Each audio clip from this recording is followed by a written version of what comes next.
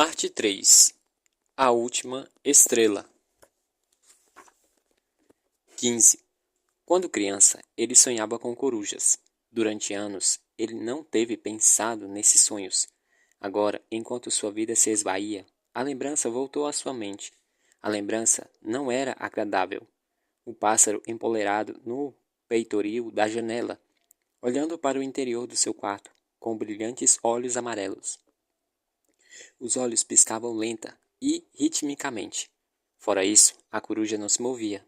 Paralisado de medo, sem entender a razão, fixava os olhos na coruja, que o observava, incapaz de chamar a mãe, e depois a sensação de náusea, tontura, febre e a impressão inquietante e perturbadora de ser vigiado, que perdurava durante dias. Quando completou 14 anos, os sonhos pararam. Ele tinha despertado. Não havia mais necessidade de ocultar a verdade.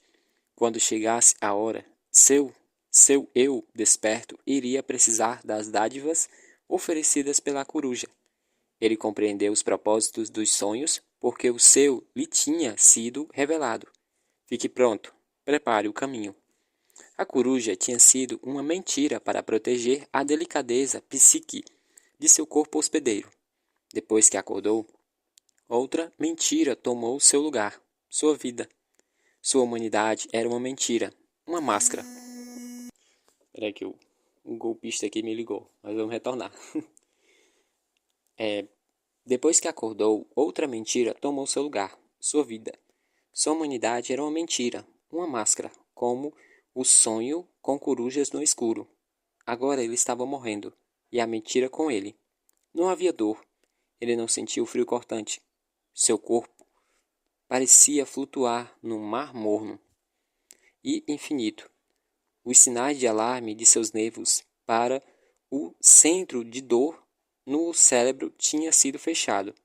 A passagem suave e indolor do seu corpo humano para o esquecimento seria a dádiva final. E então, renascimento. Um novo corpo humano não marcado pela lembrança de ser humano.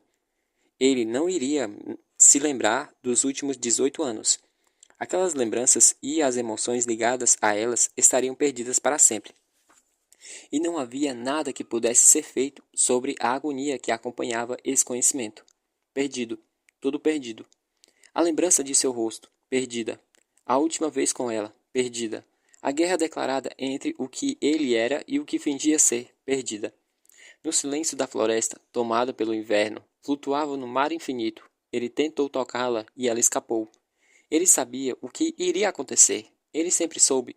Quando a encontrou presa na neve e a levou de volta e a curou. Sua morte seria o preço. Virtudes agora são vícios, e a morte é o preço do amor. Não a morte do seu corpo. Seu corpo era uma mentira. A morte verdadeira. A morte da sua humanidade. A morte da sua alma. Na floresta, no frio cortante, na superfície do mar infinito, sussurrando o nome dela, entregando sua lembrança ao vento, ao abraço das árvores silenciosas e vigilantes, e aos cuidados das fiéis estrelas. Seu homônimo, puro e eterno, o universo incontido nela. Cassiopeia. 16. Ele despertou para a dor. Dor lancinante na cabeça, no peito, nas mãos, no tornozelo. A pele estava em fogo. Ele se sentia como se tivesse sido mergulhado em água fervente. Um pássaro se empoleirou nos galhos de uma árvore acima dele. Um corvo, fitando com régia indiferença. Agora o mundo pertencia aos corvos, ele pensou. Os demais eram intrusos, pessoas de passagem. Fumaça subia entre os galhos nus no alto. Uma fogueira de acampamento, e o cheiro de carne chiando numa frigideira. Ele se encontrava apoiado numa árvore, coberto por um pesado cobertor de lã, tendo uma parca de inverno enrolada, fazendo às vezes de travesseiro. Lentamente ele ergueu a cabeça 2 centímetros e imediatamente se deu conta de que fazer qualquer movimento era uma péssima ideia.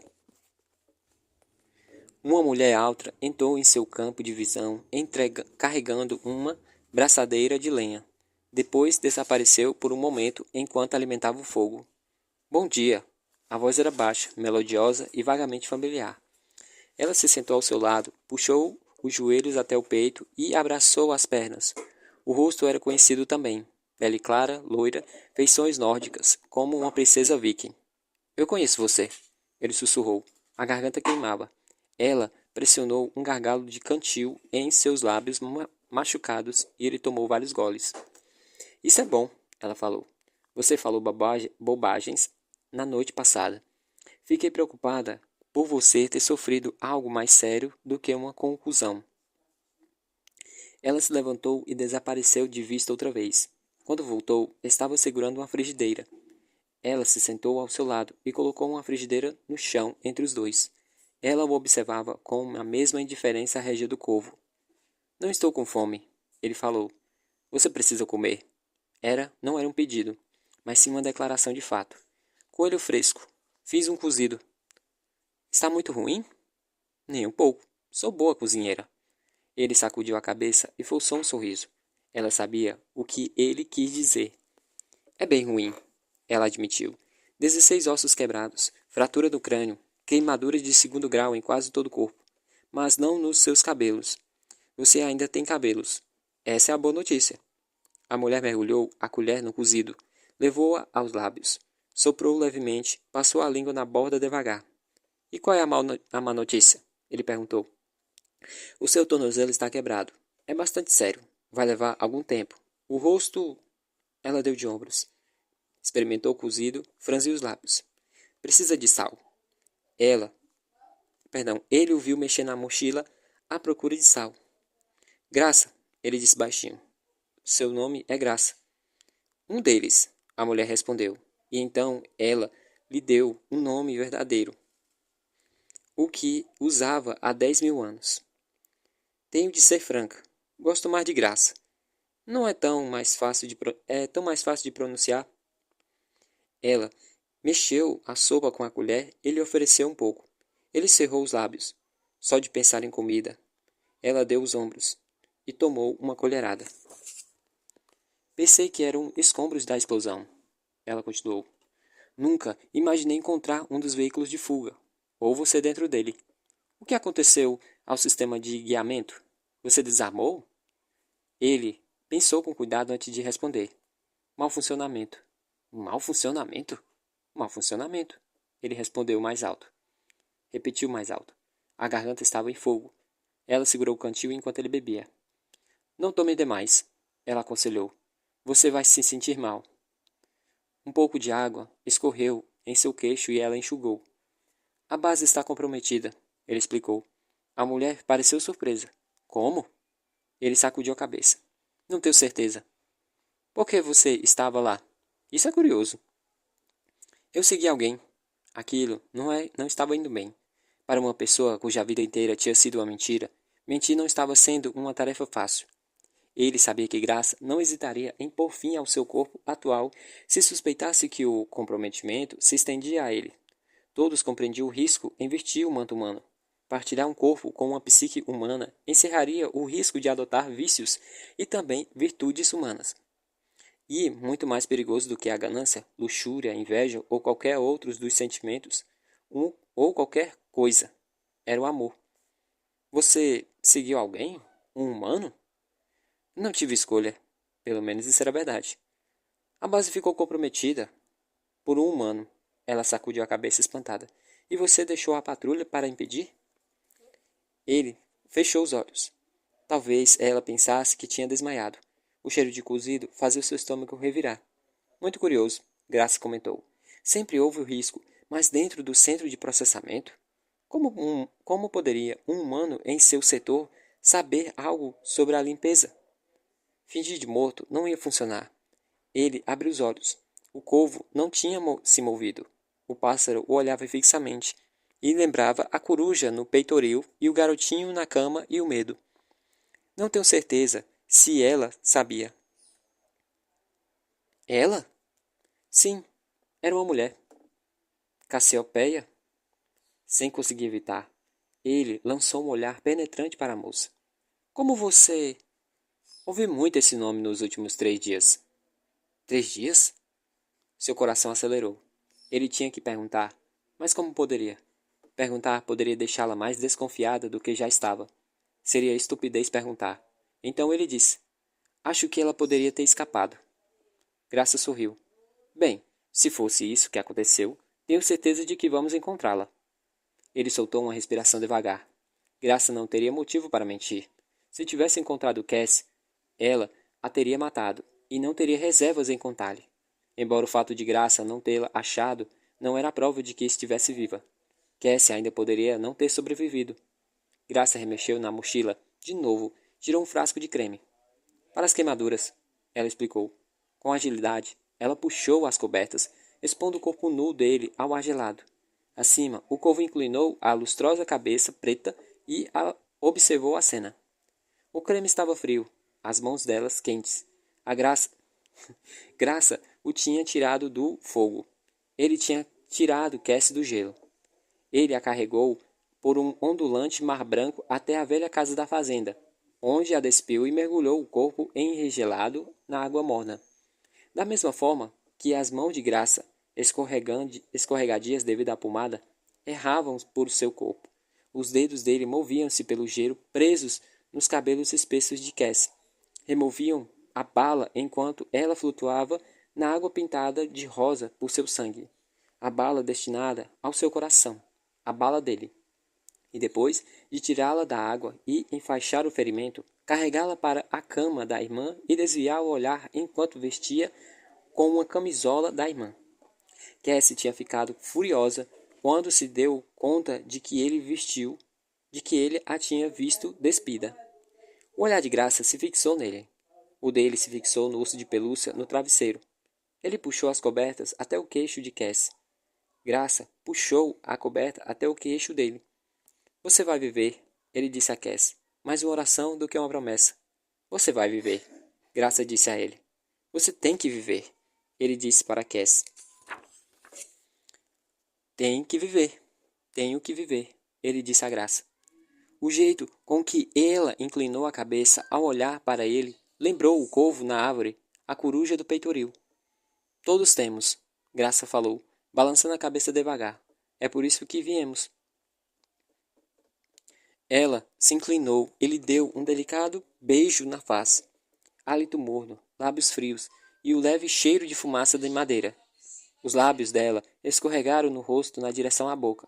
Ele virou o rosto. Como você sabia o nome dela? Graça sussurrou em seu ouvido. Cassiopeia. Como você conhece Cassiopeia? Encontrei o acampamento dela, abandonado. Ela mantinha um diário. Ah, e foi assim que você descobriu que ela planejava atacar a base? Sim. Bem, então faz todo o sentido. Ela disse no diário por que iria atacar a base? O irmão, levado de um campo de refugiado para Wright Patterson. Ele escapou. Isso é notável. Então ela vence as nossas defesas e destrói todo o centro do comando. Isso ainda é mais notável e beira a inacreditável. Ela pegou a frigideira, jogou o conteúdo em um arbusto e se levantou. Ela era alta, um colosso loiro de 1,80 metros de altura. As faces estavam coradas, talvez por causa do frio, talvez por causa do beijo. Descanse, ela recomendou. Você já está bem o suficiente para viajar. Vamos partir essa noite. Para onde vamos? Evan Walker perguntou. Para minha casa. Graça respondeu sorrindo. 17.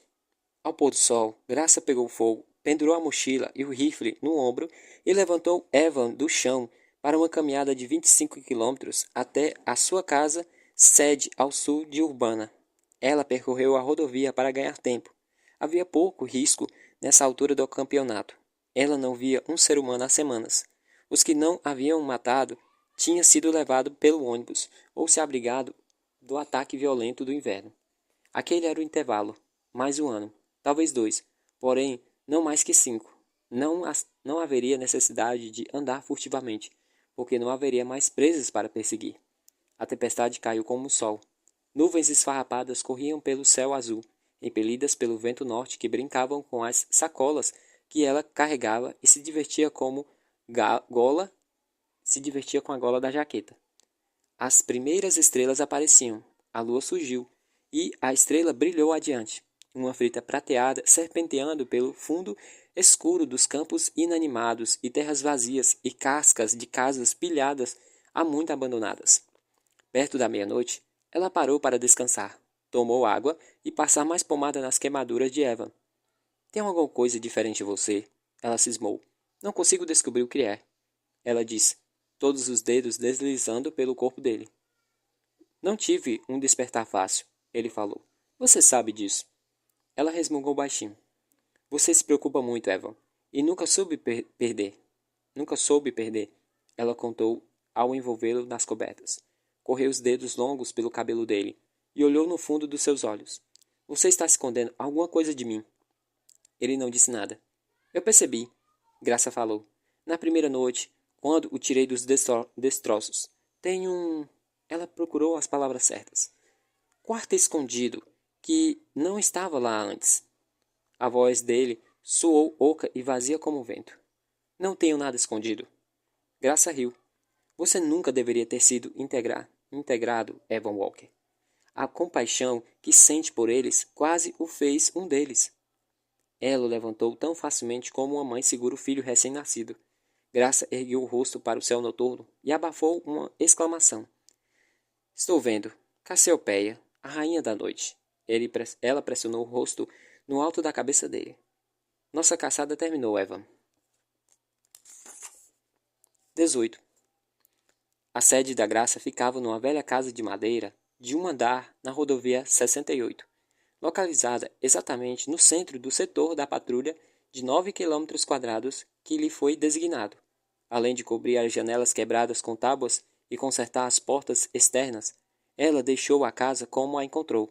Retratos de família nas paredes, lembranças e objetos herdados de antepassados grandes demais para serem levados, móveis quebrados e gavetas abertas e milhares de itens das vidas dos ocupantes considerados inúteis pelos saqueadores estavam espalhados em todos os aposentos.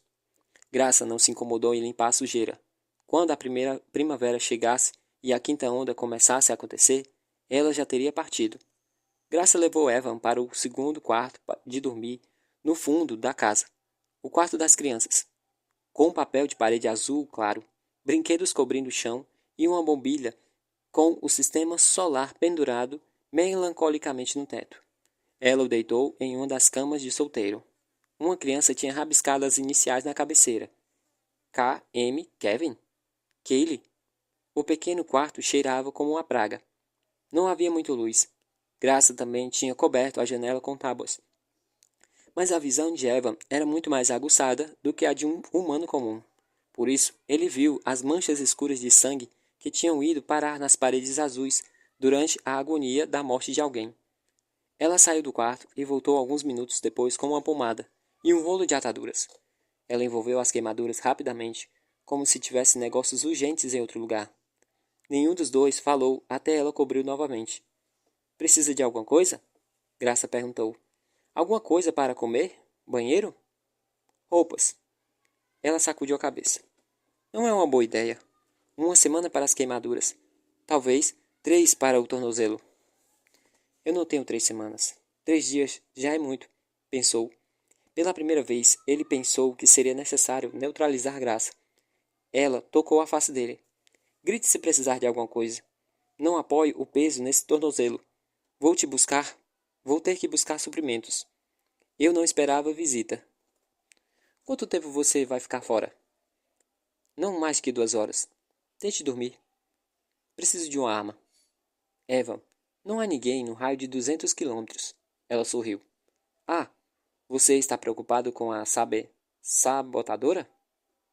Ele concordou. Estou. Ela colocou uma pistola na mão dele. Não atire em mim. Eu não vou atirar, Evan respondeu, envolvendo a coronha com os dedos. Vou bater antes de entrar. Ele concordou de novo. É uma boa ideia. Graça parou junto à porta. Perdemos os teleguiados quando a base caiu. Eu sei. O que quer dizer que nós não podemos ser localizados. Se alguma coisa acontecer com um de nós... Isso importa? Está quase no fim. Graça concordou pensativa. Você acha que vamos sentir falta deles? Dos humanos? Evan se perguntou se ela estava brincando. Ele nunca a tinha ouvido tentar isso antes. Brincar não fazia parte da sua personalidade. Não dos que estão lá fora. Ela fez um gesto para além das paredes, para o mundo exterior. Só dos que estão aqui, e pôs a mão no peito. Você não sente falta do que se lembra? Ele respondeu. Ah, eu acho que vou me lembrar dela, Graça disse. Ela era uma garotinha feliz. Então não vai haver nada do que sentir falta, vai?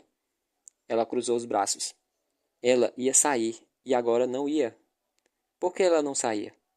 Não vou guardar todas, ela disse, referindo-se às lembranças. Somente as boas. Essa foi a minha preocupação desde o início, Graça. Quanto mais tempo desempenhamos o papel de humanos, mais humanos nos tornamos. Graça olhou para ele de um modo estranho, e não disse nada por um tempo. Um longo tempo, muito constrangedor.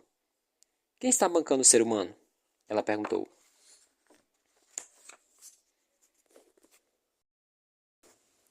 19. Evan esperou até o som dos passos dela desaparecer. O vento assoviava até o compensado e a moldura da janela. Fora isso, ele não ouviu nada. Como a visão, sua audição era estranhamente apurada. Se Graça estivesse na varanda penteando os cabelos, ele escutaria. Primeira pistola. Ele tirou o pente. Tirou o pente da pistola, como suspeitava, sem balas. Ele tinha achado a primeira arma muito leve. Evan se permitiu um riso baixo. A ironia era muito grande. A principal missão deles não tinha sido matar, mas semear desconfiança entre os sobreviventes e conduzi-los como ovelhas assustadas para o matadouro em Wright Patterson. O que acontece quando os semeadores de desconfiança se tornam seus ceifeiros? Ceifeiros? Ele reprimiu uma risada histérica. Evan respirou fundo. Aquilo ia doer. Ele se sentou. O quarto girou. Ele fechou os olhos. Não. Isso piorou a situação. Ele abriu os olhos e se obrigou a ficar ereto. Seu corpo tinha aumentado na preparação para o despertar. Aquilo era a verdade. Aquilo era a verdade que o sonho de coruja encobria. O segredo que o escudo de proteção da memória evitou que visse. E, consequentemente, de lembrar. Enquanto ele, Graça e dezenas de milhares de crianças como ele dormiam, dádivas tinham sido entregues durante a noite. Dádivas de que iria precisar no futuro. Dádivas que iria transformar seu corpo em armas minuciosamente ajustadas, pois os planejadores da invasão tinham compreendido uma verdade simples.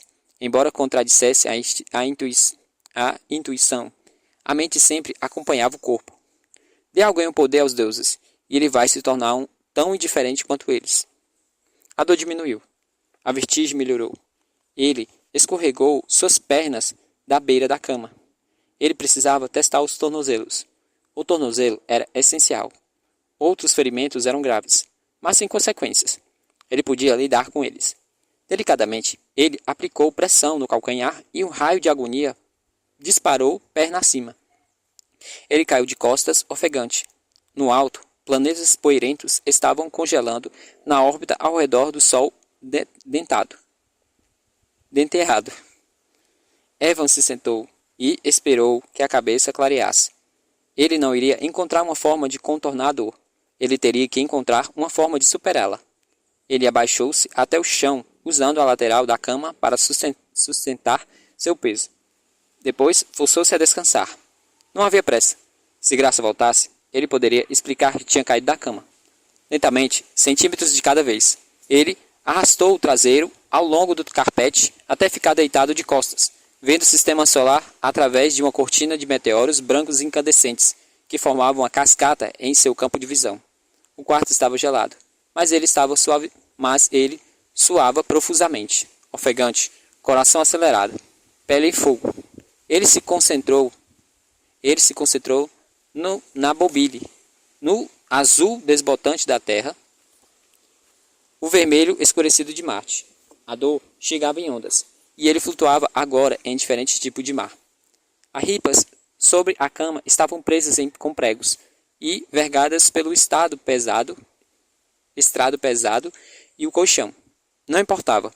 Ele moveu o corpo de um lado para o outro e entrou no reduzido espaço embaixo, sobre os corpos de insetos mortos esmagados por seu peso, e encontrou um carro de brinquedo, e membros contorcidos de um personagem de ação de plástico de herói quando provocava sonhos de crianças. Ele quebrou a madeira com 3 pancadas fortes da mão fechada. Rastejou de volta pelo caminho pelo qual entrou e soltou outra extremidade. A poeira caiu em sua boca. Ele tossiu, provocando outro tsunami de dor que percorreu o peito. Foi para a lateral do corpo e o enrodilhou como uma serpente em volta do estômago. 10 minutos depois, ele estava contemplando o sistema solar outra vez, procurando com a possibilidade de graça encontrá-lo desmaiado. Preocupado com a possibilidade de graça encontrá-lo desmaiado, agarrado a uma ripa de madeira em cima do peito. Isso seria um pouco mais difícil de explicar. O mundo girava. Os planetas estavam imóveis. Tem um quarto escondido. Ele tinha atravessado a soleira desse quarto, onde uma simples promessa atirava milhares de raios. Eu vou encontrar você. Para cumpri-la, ele teria que atravessar um mar de sangue. O mundo afrouxou. Os planetas se firmaram. 20. A noite tinha caído quando Graça voltou.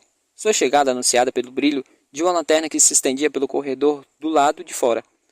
Ela colocou a lanterna no criado mudo, e a luz lançou sombras que envolveram o rosto de Evan, que não protestou quando ela puxou cobertas e desenrolou as ataduras que cobriam os ferimentos, e expôs seu corpo ao ar gelado. Sentiu minha falta, Evan? Ela murmurou, pontas dos dedos escorregadias com a pomada que deslizava em sua pele. Não, não estou falando de hoje. Que idade nós tínhamos? 15? 16, ele respondeu. Você me parece? Você me perguntou se eu tinha medo do futuro. Você se lembra? Sim. Uma pergunta muito humana. Os dedos de uma das mãos o massageavam enquanto os dedos da outra mão desabotoavam a camisa dela lentamente. Não tanto quanto a outra que fiz. Ela inclinou a cabeça curiosa. Os cabelos caíram sobre os ombros, o rosto perdido como sombra, e a camisa se abrindo como uma cortina puxada para o lado. E qual foi? Ela sussurrou. Se você não tivesse se sentido incrivelmente só há muito tempo. O frio dos dedos dela, o calor da pele queimando. Seu coração está batendo muito depressa, ela murmurou. Ela se levantou. Ele fechou os olhos. Pela promessa, fora do círculo da luz, Graça despiu as calças que caíram ao redor dos tornozelos. Ele não olhou. Não tão só, Graça murmurou, sua respiração acariciando sua orelha. Estar presa nesse corpo tem suas compensações. Pela promessa. E Cassie, a ilha em cuja a direção nadava, emergindo de um mar cheio de sangue. Não tão só, Evan, Graça repetiu. Ela tocou os lábios dele com os dedos e a nuca com os seus lábios. Ele não teve escolha. Sua promessa não lhe permitia nenhuma. Graça nunca o deixaria partir. Ela não hesitaria em matá-lo se tentasse. Não haveria como fugir ou se esconder dela. Nenhuma escolha. Ele abriu os olhos, estendeu a mão direita e correu seus dedos pelos cabelos dela.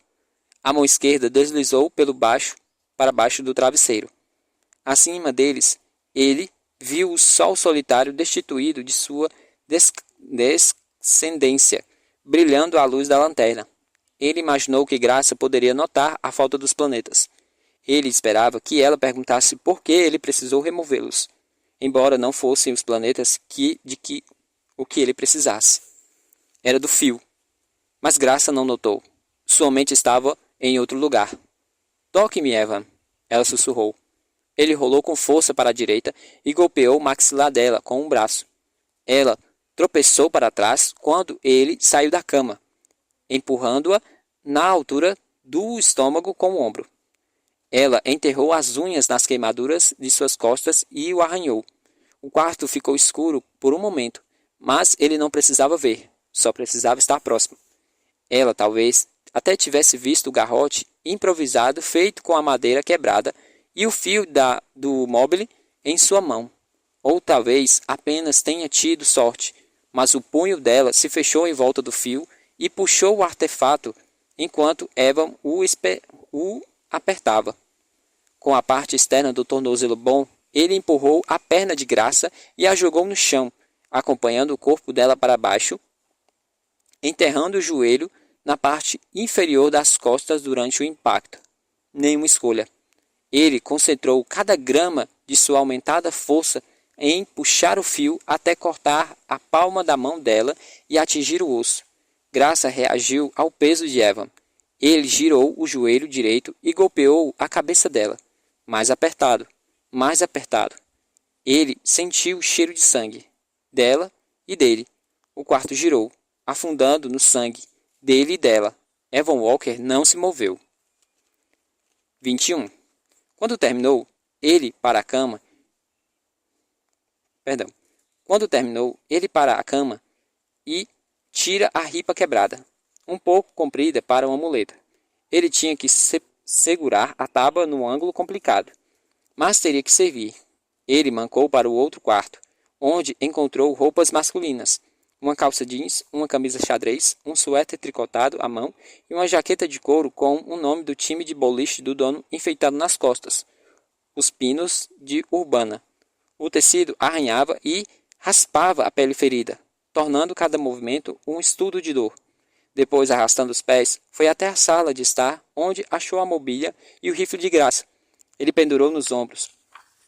Horas mais tarde, descansando no metal impressado que lembrava um ninho no meio de uma pilha de 8 carros na rodovia 68, ele abriu a mochila para checar o conteúdo e encontrou dúzias de saquinhos de plásticos etiquetados com marcador preto, cada um contendo mechas de cabelo humano. Primeiro ficou espantado. De quem eram aqueles cabelos e por que estavam em saquinhos, todos com uma data anotada com um capricho? Então ele compreendeu. Graça estava guardando os troféus de suas mortes. Aonde a mente vai, o corpo vai atrás. Ele construiu uma tala para o tornozelo com 2 pedaços de metal quebrado e o resto de um rolo de atadura, e tomou alguns goles da água. O corpo ansiava para dormir, mas ele não iria dormir de novo até cumprir a promessa. Ele ergueu o rosto para os pontinhos de luz fixos acima do negro ilimitado. Eu não encontro você sempre. Eu não encontro você sempre? O farol do carro ao seu lado explodiu em uma chuva de vidros e plásticos pulverizados. Ele mergulhou sobre o veículo mais próximo, arrastando o rifle com ele. Graça. Tinha que ser. Graça estava viva. Ele partiu muito depressa. Ele supôs demais, desejou demais, e agora estava encurralado, preso sem ajuda. E naquele momento, Evan se deu conta de como as promessas podem ser cumpridas de formas inesperadas. Ele tinha encontrado Cassie ao se transformar nela. Ferido, preso debaixo de um carro, incapaz de correr, incapaz de se levantar, à mercê de um caçador sem rosto e nem piedade, um silenciador feito para acabar com o ruído humano. 22. Ele conheceu, encontrou seria mais exato. Graça no verão em que completara 16 anos, na feira do distrito de Hamilton. Eva estava parado do lado de fora da barraca de animais exóticos com Val, sua irmãzinha, que pedia para ver o tigre branco desde que o tinha chegado naquela manhã. Era agosto, a fila era longa. Val estava cansada e mal-humorada e grudenta de suor. Ele a tinha irritado ao tentá-la mudar de ideia. Não gostava de ver animais em cativeiro. Quando olhava em seus olhos, algo dentro deles retribuiu o olhar. Ele encontrou Graça primeiro, parada ao lado do trailer do bolo de funil com uma fatia gotejante de melancia na mão. Cabelos loiros que caíam até o meio das costas, feições serenas, quase árticas, principalmente de olhos azuis como gelo, e a curva desdenhosa da boca, brilhando de sumo. Ele se virou para Eva. Ela se virou para Evan. Ele rapidamente desviou o olhar e se virou para a irmãzinha que estaria morta em menos de 2 anos. Um fato que ele carregava em seu íntimo, trancado em um diferente tipo de quarto oculto. Às vezes era difícil se livrar dele.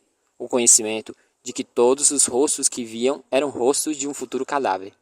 O seu mundo era povoado de fantasmas vivos. O que foi? Val perguntou. Nada, ele disse, sacudindo a cabeça. Nada. Ele respirou fundo e olhou para o trailer de novo. A garota loura tinha desaparecido. Dentro da barraca, atrás de um alambrado de arame galvanizado, o tigre branco arfava no calor. Crianças pequenas se amontoavam à frente. Atrás deles, câmeras e smartphones clicavam. O tigre continuou regiamente a indiferença à atenção. Lindo! Uma voz rouca murmurou ao ouvido de Evan. Ele não se virou.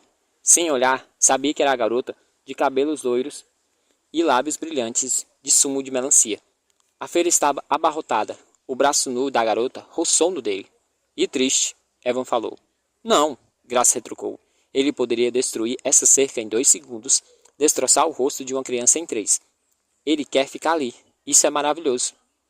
Ele olhou para ela. Os olhos dela eram ainda mais atordoantes de perto. Seu olhar fixou no dele num instante perturbador. Ele conhecia a entidade que se ocultara dentro do corpo de Graça. A gente deveria conversar, Graça sussurrou. 23. Ao anoitecer, as luzes da roda gigante se acenderam.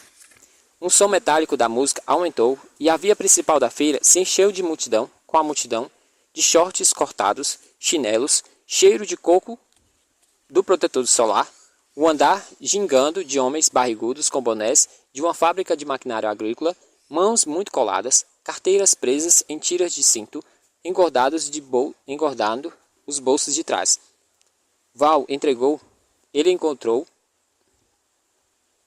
Ele entregou Val para a mãe, e nervoso foi até a roda gigante esperar Graça. Ela se materializou entre a multidão, segurando um grande bicho de pelúcia, um tigre de bengala branco, olhos brilhantes de plástico, só mais um pouco mais escuros do que o dela. Eu me chamo Evan, ele se apresentou. Eu me chamo Graça. Eles observaram a gigantesca roda gigante diante do céu arroxeado. Você acha que vamos sentir falta disso quando acabar? Ele perguntou. Eu não. O nariz dela estava franzindo. O cheiro deles é horrível. Não consigo me acostumar a ele. Você é a primeira que eu conheço desde... Graça concordou. Eu também. Você acha que foi um acidente? Não. Eu não vinha hoje, mas acordei esta manhã, escutei uma vozinha. Vá. E você a ouviu? Sim. Bom, ela parece aliviada. Durante 2 anos venho me perguntando se estou louca. Você não está. Você não faz a mesma pergunta? Não mais. Ela sorriu maliciosa. Quer dar um passeio? Eles ascenderam até o terreno deserto da exposição e se sentaram na arquibancada. As primeiras estrelas apareceram. No céu, a noite estava quente, o ar úmido. Graça usava shorts e uma regata branca sem mangas, com uma gola de renda. Sentada ao lado dela, Evan sentiu o aroma de alcaçuz. Então é isso, Evan disse, mostrando o curral vazio com um chão coberto de serragem e estrume, como gesto da cabeça. O quê? O futuro. Ela riu como se estivesse contando uma piada. O mundo acaba. O mundo acaba e o mundo recomeça. Sempre foi assim. Você nunca tem medo do que vai vir? Nunca? Nunca. Falou enquanto abraçava o tigre de pelúcia no colo. Os olhos dela pareciam assumir a cor do que quer que estivesse vendo. Agora ela estava olhando para o céu que escurecia, e os seus olhos eram de um preto impenetrável. Os dois conversavam há alguns minutos em seu idioma nativo, mas era muito difícil, por isso desistiram. Muitas palavras eram impronunciáveis. Eva notou que depois ela ficou muito mais calma e se deu conta de que não era o futuro que a assustava, era o passado. O fato de temer que a entidade dentro do seu corpo fosse um fantasma da mente perturbada de uma jovem humana.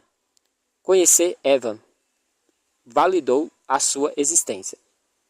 Você não está só, ele lhe disse e olhou para baixo e a descobriu segurando sua mão. Uma das mãos para ele, outra para o tigre. Essa tem sido a parte mais difícil, Graça concordou. Tenho a impressão de ser a única pessoa no universo, de que a coisa toda está aqui, tocando no peito, e em nenhum outro lugar. Anos mais tarde, ele iria ler algo muito parecido no diário de uma garota de 16 anos, que a encontrou e perdeu, encontrou de novo e perdeu. Às vezes acho que sou a última pessoa na Terra. 24. O chassi dos carros nas costas. O asfalto frio de encontro ao rosto. O rifle inútil na mão. Ele estava encurralado. Graça tinha várias opções. Ele tinha duas. Não. Se houvesse alguma esperança de cumprir a promessa, tinha apenas uma. Escolha de Cassie. Ela também tinha feito uma promessa inútil e suicida para a única pessoa que ainda se importava com ela, para ela, mais do que sua própria vida. Ela se levantou naquele dia para enfrentar o caçador sem rosto, porque a sua morte não era nada comparada à morte daquela promessa. Se restasse alguma esperança, ela estava nas promessas inúteis do amor. Ele rastejou para a frente, passou o para-choque e ficou ao céu aberto. Então, como Cassie Sullivan, Evan Walker se levantou. Ele ficou tenso, esperando o final.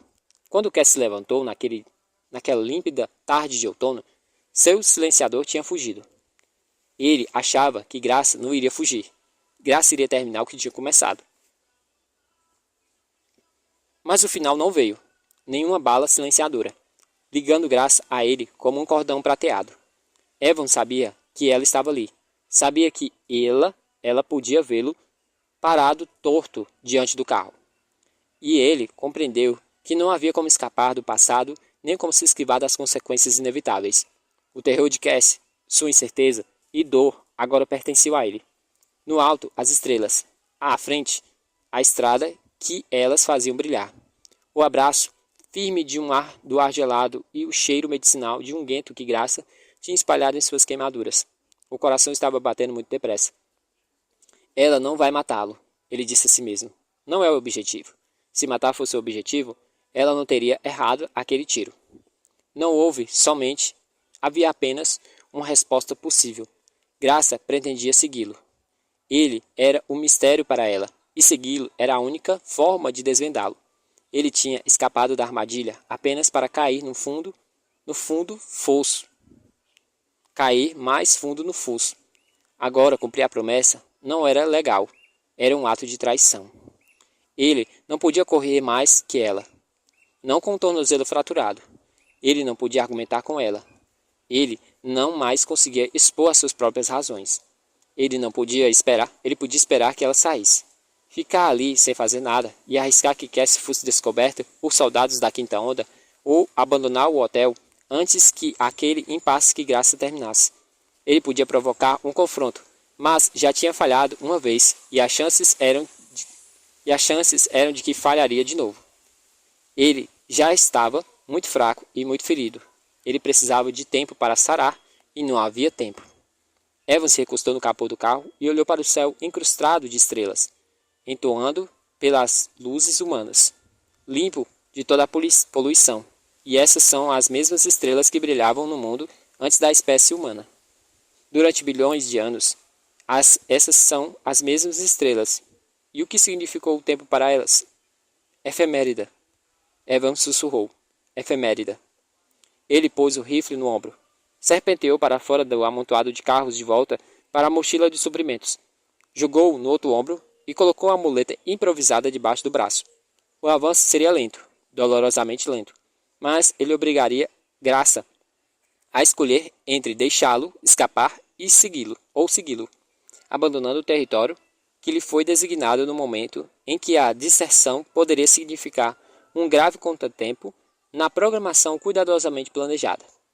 Ele iria escolher o caminho ao norte do hotel, norte, na direção da base mais próxima, norte, para onde o inimigo tinha fugido e se entrincheirado, e iria esperar a primavera para desferir o último e derradeiro ataque. Era ali que residia a esperança, onde todas as esperanças tinham estado desde o início, nos ombros das crianças soldados da Quinta Onda, submetidos à lavagem cerebral. 25. Mais tarde, na noite do dia em que se conheceram, Evan e Graça caminharam na rua principal da feira sobre as luzes que afastavam a escuridão, serpenteando entre a multidão, passando as barracas dos jogos de argola, de dardos e basquete. A música saía em volume alto dos alto-falantes, instalados nos postes de luz. Borbulhando sob a música, ouvia-se o som de milhares de conversas, como uma subcorrente. O fluxo da multidão fluía como rio, também redemoinhando e girando, rápido aqui, lento ali, altos, ágeis e notáveis em sua beleza. Graça e Evan chamavam a atenção dos passantes, o que o deixou um pouco à vontade. Ele nunca apreciou multidões, preferindo a solidão da floresta e dos campos da fazenda da família, uma inclinação que lhe seria útil quando o tempo de limpeza chegou. Tempo. Acima deles, as estrelas giravam como pontos de luz da roda gigante que assolava sobre o recinto da feira. E embora muito devagar para ser registrada pelos olhos humanos, o ponteiro do relógio universal estava desacelerando desde o início, e os rostos que passavam marcavam o tempo, como as estrelas, prisioneiros dela. Mas Eva e Graça não eram prisioneiros. Eles tinham conquistado o inconquistável, negado o inegável. A última estrela iria morrer, o universo iria perecer, mas eles iriam perdurar. Em que você está pensando? Graça perguntou. O meu espírito não vai lutar com o homem para sempre, pois ele é mortal. O quê? Ela estava sorrindo. É da Bíblia. Ela passou o tigre para outra mão e segurou a mão dele. Não seja mórbido. Esta está uma noite linda e não vamos nos ver de novo até acabar. O seu problema é que você não sabe como viver o momento. Graça puxou Eva da via principal para as sombras entre as duas barracas, onde beijou, apertou com força ao lado dele e algo se abriu em seu íntimo. Ela entrou nele e a terrível solidão que sentia desde o despertar diminuiu. Entrou, é? Graça se afastou. Seu rosto estava corado e os seus olhos queimavam como um fogo pálido. Eu penso nisso algumas vezes. A primeira morte, em como vai ser. Ele concordou. Eu também penso nisso, mas geralmente penso na última.